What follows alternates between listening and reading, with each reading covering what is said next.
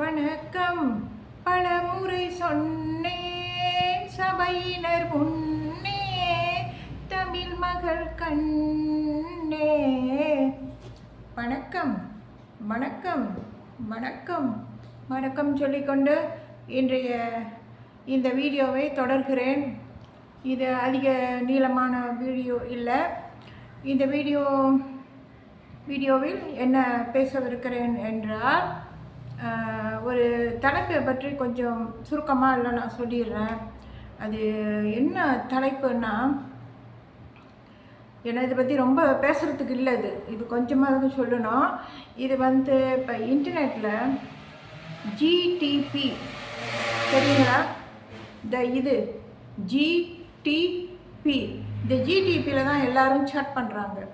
உலகம் முழுவதுமே தமிழர்கள், இன்னும் மற்ற இனத்தவர்கள், அதாவது தமிழர்கள், சீனர்கள், மலாய்க்காரங்க, வெள்ளைக்காரங்க எல்லாமே இந்த ஜிடிபியில் தான் தெரியாத விஷயங்களை எல்லாம் எழுதி கேட்டு எல்லா விஷயங்களையும் தெரிஞ்சுக்கிறாங்க. படம் சம்மந்தப்பட்டது கேட்டு தெரிஞ்சுக்கலாம். அதோட நாட்டு தலைவர்களை பற்றி நம்ம கேட்டு தெரிஞ்சுக்கலாம். ஒரு நடிகைகளை பற்றி கேட்டு தெரிஞ்சுக்கலாம். இன்னும் வேறு என்னென்ன வேணும்? உலகத்தில் உள்ள எந்த விஷயமா இருந்தாலும் உங்களுக்கு தெரியலையா? நீங்கள் போய் ஜிடியில் தானே இல்லை ஜிடிபியில் தானே எல்லோரும் போய் தட்டி அங்கே கேள்வி கேட்பீங்க. ஜிடிபியில் ஒரு இடம் இருக்குதுல்ல, கேள்வி கேட்குற ஒரு இடம் இருக்குதுல்ல, அங்கே அந்த இடத்துல தான் நல்லா எழுதுவீங்க. டைப் பண்ணி என்ன கேள்வி கேட்கணுமோ அவங்கக்கிட்ட கேட்பீங்க தானே. இப்போ ஒரு கட்டுரை, சின்ன கட்டுரை எனக்கு எழுதி கொடுங்கன்னா, கிராமத்து கட்டுரை, அதுவும் நம்ம எழுதுனதுமே பட்டுன்னு வந்துடும், அழகாக கொண்டாந்து வச்சுருவாங்க.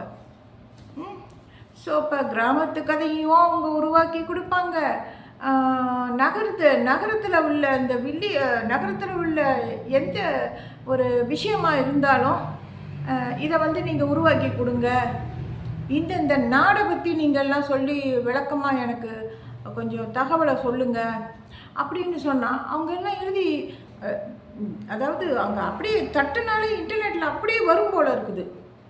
ஏன்னா நான் எத்தனையோ தடவை போய் அங்கே ஜிடிபிலெல்லாம் போய் கேள்வி கேட்டு அவங்க பதில் சொல்லியிருக்காங்க.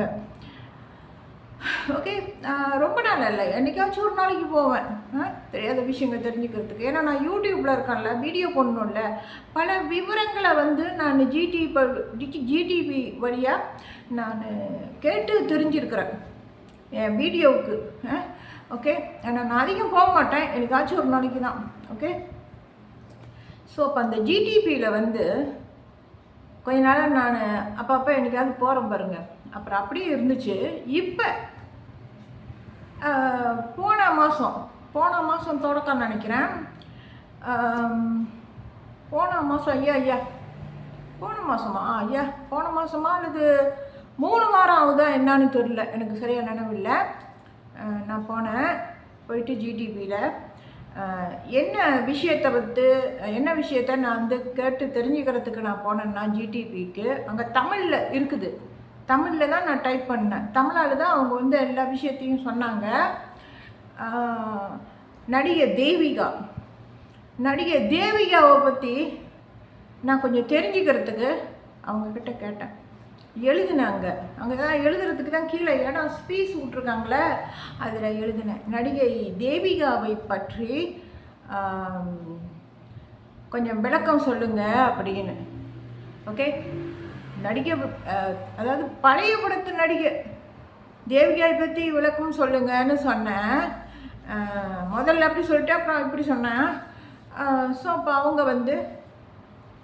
அங்கே கொண்டாந்து அப்படியே பேஜ் மாதிரி அப்படியே வருது. அது இல்லை இன்டர்நெட்லலாம் சேவ் பண்ணி வச்சுருப்பாங்க போல இருக்குது. நம்ம சொன்னதுமே உடனே வந்துடும், அப்படியே வரிசையாக வரும். ஸோ இப்போ நான் தேவிகாவை பற்றி கேட்டேன். அங்கே வந்தது என்ன தெரியுங்களா? கேஆர் விஜயாவை பற்றி வருது. கேஆர் விஜயா நடிகை, அவங்களோட விவரங்கள்லாம் வரிசையாக வருது. நான் கேட்டது,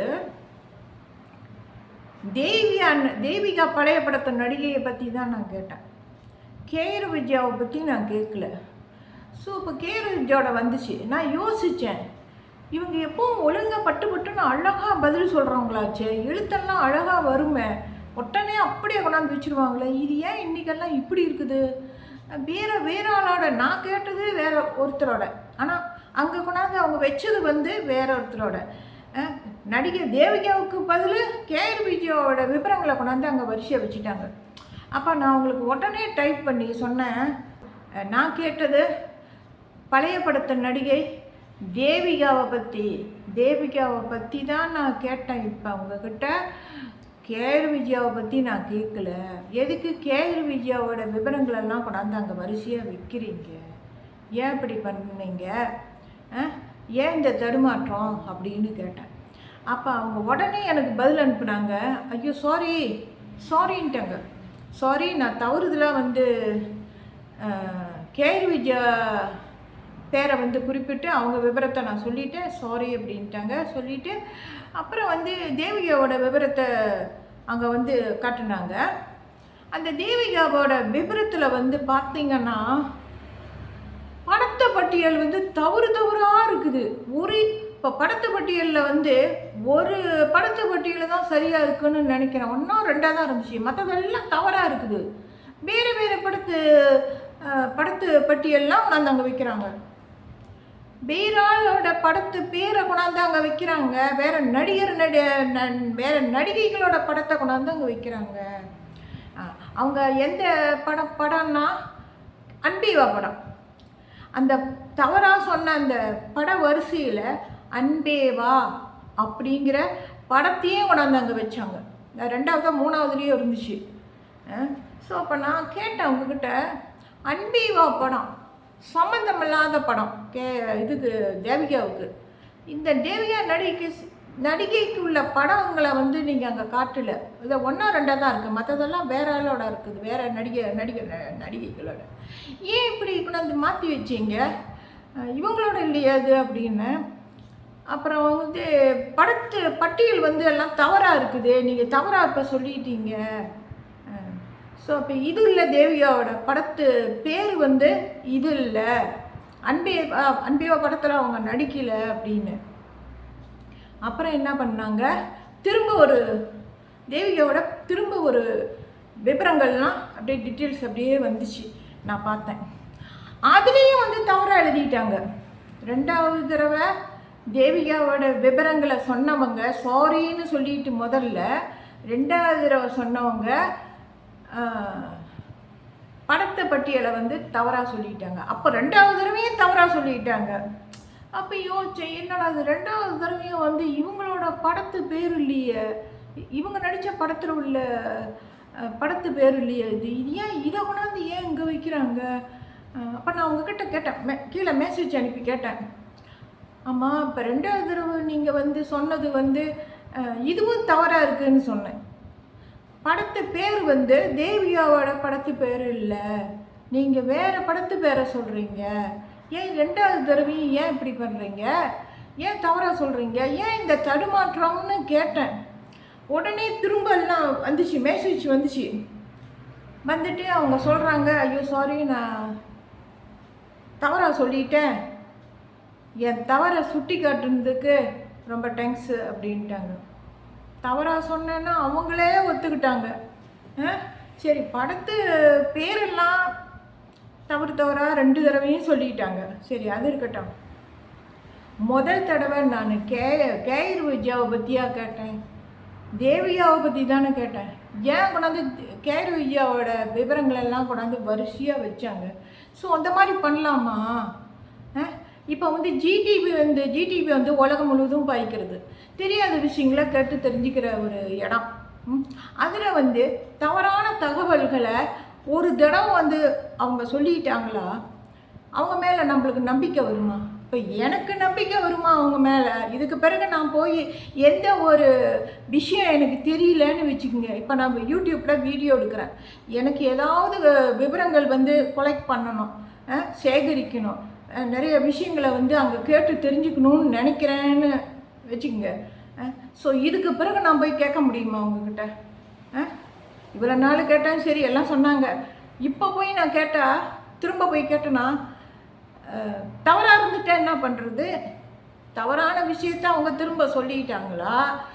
நான் வந்து வீடியோ எடுத்து அந்த தவறான விஷயத்த என் வீடியோவில் நான் போட்டு வீடியோ எடுத்து நான் போடுறேன்னு வச்சுக்கோங்க, ஆளுங்க பார்த்தாங்களா, என்ன இவங்க தவறாக சொல்லியிருக்காங்க, இந்த நடிகையை பற்றி சொல்கிறாங்க, படத்து பேரெல்லாம் தவறாக இருக்குது, ஏன் வேறு பேரெல்லாம் சொல்கிறாங்க, படத்து பட்டியல் பேர் இந்த நடிகையை பற்றி அப்படின்னு சொல்லுவாங்க தானே. இப்போ அவங்க சொல்கிற விஷயம்லாம் வந்து இது வரைக்கும் ரொம்ப நாளாக நான் பார்த்துருக்கேன். கிட்டத்தட்ட 1 வருஷம் இருக்கும்னு நினைக்கிறேன். பார்த்துருக்கேன். எல்லாம் சரியாக தான் சொல்லிக்கிட்டு வந்தாங்க பட்டுன்னு. ஆனால் இந்த தடவை மட்டும் ஏன் இப்படி வந்து எல்லாம் தடுமாறி போனாங்க? ஏன் விஷயங்கள்லாம் வந்து மாறி மாறி போச்சு? படத்தை பட்டியெல்லாம் ஏன் மாற்றி சொன்னாங்க? இவங்க தேவிகா பற்றி சொன்னதுக்கு கேரு விஜயா பற்றி தொடக்கத்தில் சொல்லிட்டாங்க. அதுக்கு பிறகு படத்தை பட்டியலாம் வேறையாக சொல்கிறாங்க. ஸோ இப்போ இந்த மாதிரி சொன்ன பிறகு நான் இதுக்கு பிறகு ஜிடிபிக்கு நான் போய் ஏதாச்சும் ஒரு கேள்வி கேட்குறதுக்கு மனசு வருமா எனக்கு? சரி தெரியலையே நம்மளுக்கு இந்த விஷயம், நம்ம போய் அங்கே கேட்டு தெரிஞ்சுக்கலாம் அப்படின்னு போகிறதுக்கு நம்மளுக்கு பிடிக்குமா சொல்லுங்கள்? இப்படி தப்பாக சொல்லிட்டாங்களே. சரி, அதனால் நான் என்ன பண்ணிக்கிட்டேன், ஜிடிபியோட ஆப்பை வந்து என் ஃபோன் விண்டோவிலேருந்து வெளியாக்கிட்டேன். வேணாம், அவங்க தவறாக சொல்கிறாங்க பதில். கடைசியாக வந்து என்ன பண்ணுறாங்க, சரியாக சொல்கிறாங்க. கடைசியாக எல்லாம் அழகாக வருது. அந்த தேவிகா நடிகையோட விவரங்கள் எல்லாம் வரிசையாக அழகாக வருது. அப்போ கடைசியில் மட்டும் எப்படி வந்து எல்லா விஷயத்தையும் எல்லாம் சரியாக சொல்ல முடிஞ்சது சொல்லுங்கள்? முதல்லலாம் அப்படி தருமாறி இப்படின்னு எல்லாம் மாற்றி பேசினாங்க படத்தை பற்றியெல்லாம். சரி, கடைசியில் எப்படி எல்லாம் சரியாக சொன்னாங்க அது சொல்லுங்கள். அப்போ அவங்களுக்கு ஜிடிபிகாரங்களுக்கு தெரியுது நான் கேட்ட கேள்விக்கு என்ன பதில் சொல்லணும்னு அவங்களுக்கு தெரியுது. தெரிஞ்சிருக்க வேணும்னே எழுத்தில் விளையாண்டுருக்காங்க, தவறாக எழுதி விளையாண்டுருக்காங்க எங்கூட வேணும்னு. ஸோ இப்போ மனசு வந்து எனக்கு வந்து விட்டு போச்சு, வேணாம் அந்த ஜிடிபியை எனக்கு வேணாம் அப்படின்ட்டு முடிவு பண்ணிக்கிட்டேன். ஓகே, இதுக்கு பிறகு ஜிடிபிக்கு போக மாட்டேன், வேணாம் தேவையில்லை எனக்கு. இது ஒன்று. இன்னொன்று, இந்த பிரிண்டர்ஸ் ஆப்பு அதையும் வந்து வெளியாக்கிட்டேன் ஃபோன் விண்டோவிலேருந்து. எனக்கு அதுவும் வேண்டாம், ஜிடிபியும் வேண்டாம், தேவையில்லை. இப்போ இன்டர்நெட் இருக்குது, இன்டர்நெட்டில் கூட பார்த்துக்கலாம். யூடியூப் இருக்குது, யூடியூப்பில் கூட நம்ம தெரியாத விஷயங்களை கேட்டு தெரிஞ்சுக்கலாம்.